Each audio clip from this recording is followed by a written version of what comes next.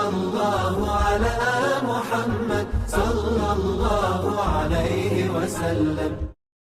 Yang ketiga, orang Khawarij itu apa? Ibadahnya itu luar biasa, Pak. Tapi ada satu yang poin ketiganya apa? Mereka itu membunuh, memerangi kaum muslimin, tapi membiarkan penyembah berhala yang membunuhi kaum muslimin. Yata'una ahlal ausan wa yaqtuluna ahlal qiblah. Sama orang yang menyembah berhala, yang memusuhi Islam dibiarkan. Tapi sama ahlul qiblah yang sama-sama beriman kepada Allah diperangi dengan lisannya, dengan apapun. Saya ceritakan kisah mengerikan, Pak, dari orang Khawarij pada zaman Ali bin Abi Thalib. Orang Khawarij pada zaman Ali bin Abi Thalib itu diceritakan dalam kitab ini, dalam kitab Fathul Bari. Orang Khawarij itu, Pak, menangkap seorang anaknya seorang sahabat, Abdullah bin Khabbab, Pak, karena dianggap bahwasanya dia telah kafir, padahal muslim, Pak. Dalam perjalanan mereka menyeret Abdullah bin Khabbab itu, ada di antara pasukan Khawarij ini, Pak, mereka itu ada yang mengambil kurma yang jatuh, makan. Lalu segera kelompok itu mengatakan, kamu makan kurma syubhat, kembalikan itu. Jalan lagi, Pak, ketemu babi, ada yang membunuh babi. Seluruh kelompok itu lalu akhirnya apa? Memarahi dia. Kenapa kamu bunuh babi? Gak boleh. Ketika Khabbab saat itu, Abdullah bin Khabbab itu mengetahui itu, dia berkata, ketika dia ditawan sama orang Khawarij, ada yang lebih berhak kalian jaga daripada kurma dan babi. Siapa? Saya orang yang sholat, saya orang yang beriman. Gara-gara perkataan itu, gara-gara itu dibunuh. Dan memang rencananya mereka membunuh Abdullah bin Khabbab, Pak. Masya Allah. Ketemu Ali bin Abi Thalib, ditanya, kenapa kalian bunuh Abdullah bin Khabbab? Karena di dalamnya ada kesesatan, di dalamnya ada kesyirikan. Kadang-kadang orang Khawarij itu, Pak, dalam masalah-masalah hal kecil sangat mereka itu detail. Tapi masalah kehormatan mukmin hilang itu, Pak, semuanya, Pak.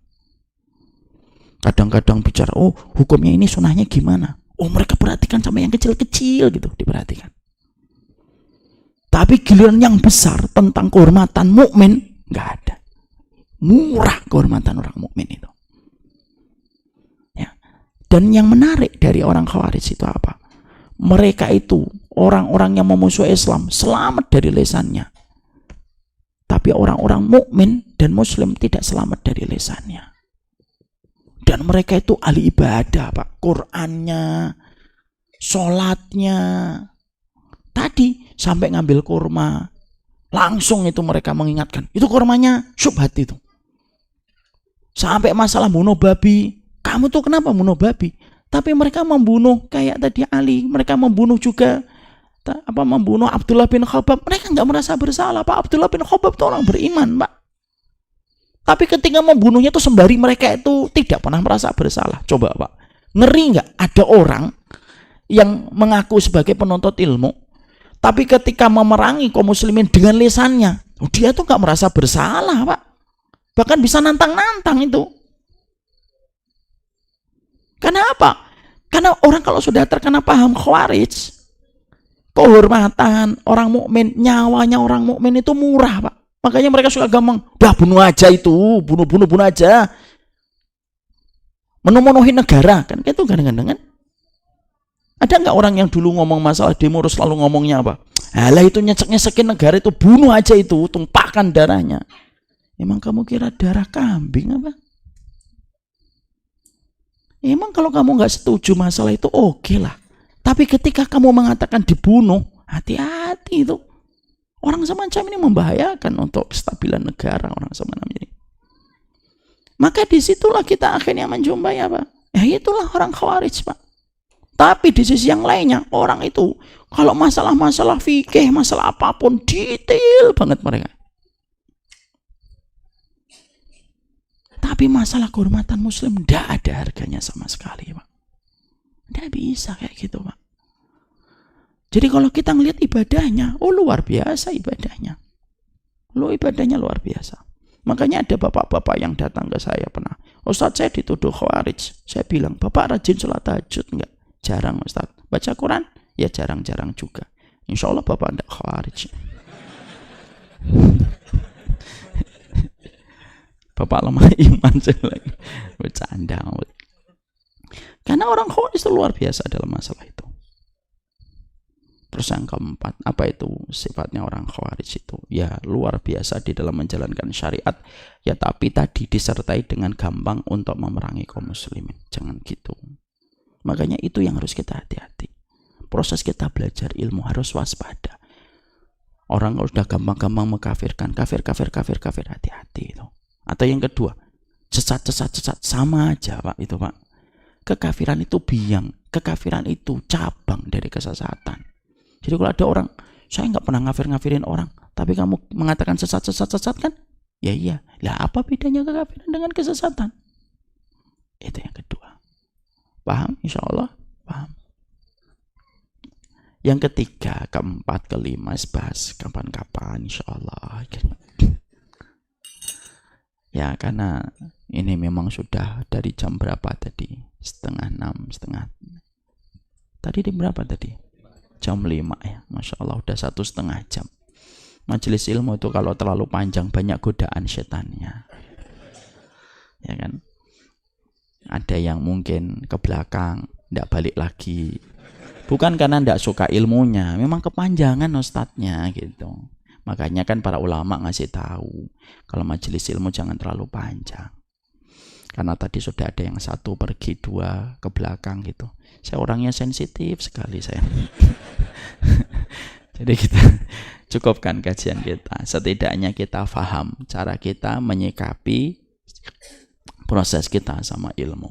Sepakat ya Pak? Kita sangat membutuhkan ilmu untuk menjadi komandan tertinggi pada kehidupan kita.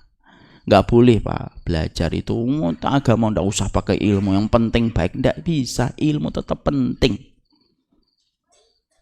Dan siapa ilmu yang benar? Dari para sahabat, para tabi'in, para tabi'ut tabi'in. Tapi tadi SOP-nya apa? Supaya safety-nya itu bisa menyelamatkan kita dari ketergelinciran. Satu, kembalikan kebenaran dengan versi kebenaran, bukan versi kelompok. Dua, hati-hati sama pemikiran khawarij. Saya kira dua ini sudah cukup bagi kita. Kita nanti hati-hati Pak. Saya wanti-wanti kepada seluruh jamaah dan keluarga saya. Kalau Bapak tidak tahu tentang apapun, tidak usah kita buru-buru bicara. Tidak setiap perkara harus dikomentari. Diam kalau memang belum tahu. Mari kita menjadi penuntut ilmu yang sopan, akhlaknya baik, muamalahnya baik, bukan hanya kepada teman satu pengajian kita, sama teman-teman yang bukan satu pengajian kita pun juga kita harus baik. Mungkin ada beberapa pilihan yang berbeda. Nanti ada di antara, pilihannya ini begini, ini pilihannya begini. Tidak apa-apa Pak, selama tetap bersumber kepada perbedaan-perbedaan yang ditolerir oleh Islam. Semoga kita selalu mendapatkan keberkahan di setiap ilmu yang kita pelajari insya Allah. Jadi jangan gampang-gampang menyesatkan. Jangan dikit-dikit sesat. Kelihatan sandalnya. Ini juga sandalnya orang sesat ini. Nggak usah gitulah. Kita kalau ketemu orang, senyumlah Pak. Saya pernah negur orang Pak di masjid kompleks saya. Ada orang tuh kalau habis sholat langsung pergi, kajian langsung pergi gitu. Saya tegur, Mas, iya Pak, antum kalau nggak ngaji, nggak apa-apa. Tapi setidaknya kalau antum berada di masjid ini, senyumlah. Walaupun kita memang mungkin ada beberapa hal yang berbeda. Oh iya, senyum. Tegur sapa bapak-bapak, saya bilang. Jangan merasa bahwasanya antum datang ke sini cuma mengambil manfaatnya doang. Antum sholat satu jamaah, tapi antum benci orang yang di samping antum, saya bilang. Jangan gitu. Ayolah kita perlihatkan ilmu itu tercermin pada interaksi kita.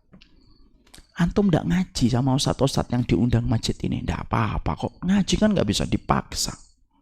Masa kita paksa orang? Tapi namanya senyum itu kan sunnah. Kadang-kadang kita heran, Pak. Ada orang sama teman saudaranya mukmin hanya karena beda 1-2 perkara tidak mau tegur sapa. Tapi giliran sama orang yang jelas-jelas tidak satu iman dengan dia, bisa bercanda. Itu kan bingung kita. Seakan-akan kita itu lebih parah daripada orang kafir. Ya atau tidak, Pak? Ini pernah, kenapa saya sampaikan ini? Karena saya pernah mendapatkan curhatan salah satu ikhwan yang kerja ekspatriat di daerah luar negeri. Saya ketika ke sana dia nyampein mau nangis. Saya punya sahabat, Ustaz. Dulu bareng, ngajinya juga bareng.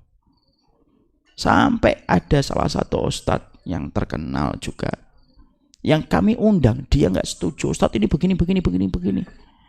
Saya bilang ustadznya insya Allah punya ilmu semuanya.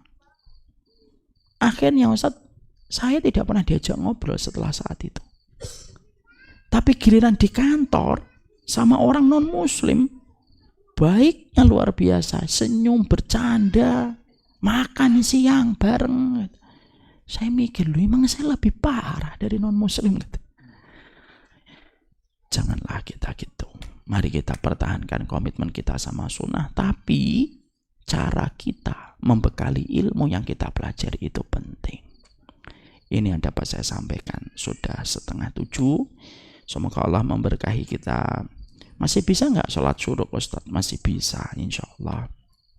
Kita sholat syuruk dan kelihatannya bapak-bapak dan ibu paham semuanya insya Allah. Jadi tidak ada yang perlu ditanyakan ya, insya Allah. Karena insya Allah semua sudah paham. Semoga Allah memberkahi kefahaman bapak dan ibu. Insya Allah. Senang sekali kalau ngajar itu paham gitu. Jadi akhirnya ringan saya itu menyampaikan. Makanya kalau saya nanti ditanya di Masjid Ar-Rahman, gimana Ustaz jamaahnya? Bagus, paham. Kenapa? Karena tidak ada yang tanya. Jadi Wassallallahu ala nabiyina Muhammad walhamdulillahirabbil alamin. Saya serahkan kembali kepada beliau.